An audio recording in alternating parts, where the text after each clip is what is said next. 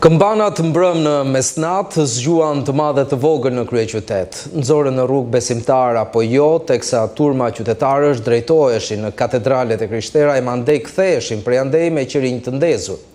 Nuk i munguan kësaj varseje që rri kaq bukur në trupin kulturor të Shqipërisë, as grupet e turistëve të huaj që e gjenin sa të re, aq edhe familjare këtë fest.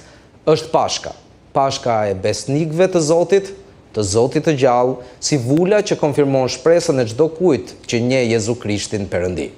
Ai Jezu, ekzistencën dhe ngjalljen e të cilit shkencërisht e konfirmon edhe mbulesa e shenjtë, prej nga ku inteligjenca artificiale ndihmoi në projektimin e imazhit të tij. Por këtë e mësojmë nga ata që e dëshmojnë këtë në kisha me besimtarët, që me paturpsinë më të madhe, unë sot i kam shkëputur nga tryeza familjare e festës për t'u sjellur të gjithëve ju që festoni njësoj me ekranin e televizorit që mbanin ndezur përpara.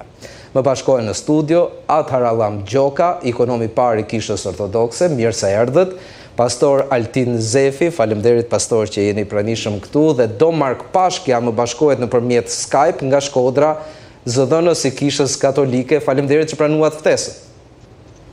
Faleminderit ju e kënaqësi jem mesin tuaj, përshëndes përzemërsisht edhe Atharallambin e pastorin. Domark, me qenë se jeni më largë, të udhës e kam që ta nis me ju. Pse Pashka është festa më e madhe të krishterëve? Pashka është zemra e krishtenimit, është zemra e identitetit krishterë për vetë faktin sepse ngjallja e Krishtit konfirmon Mesin, konfirmon atë çka ishte, ai çka është e çka do të jetë, do të thotë mbreti i gjithësisë. Pa Pashkë nuk do të kishim vlerën e krishtinjes, e pa Pashkë nuk do të kishim as lartësimin e dinjitetit njerëzor që tashmë me këtë festë nuk jeton më për të vdekë, por vdes për me jetu. Vdekja dhe ngjallja e Krishtit shënon edhe triumfin e jetës njerëzore mbi vdekjen, do të thotë fundin e limitit, merren e njeriu. Nëse për çdo filozofi, për çdo qytetërim, për çdo sistem social, për çdo epokë të historisë, vdekja ishte ajo përballë cilës çdo njeri e çdo brez dorëzohej me Krishtin, me ngjalljen e Krishtit, kjo merr fund.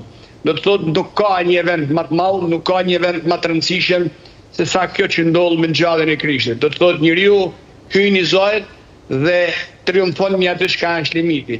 Ngjallja e Krishtit vërteton gjithçka që Krishti tha, gjithçka që Krishti bani, gjithçka që Krishti përjetoi. Prandaj është zemra dhe është festa më e madhe e krishterëve.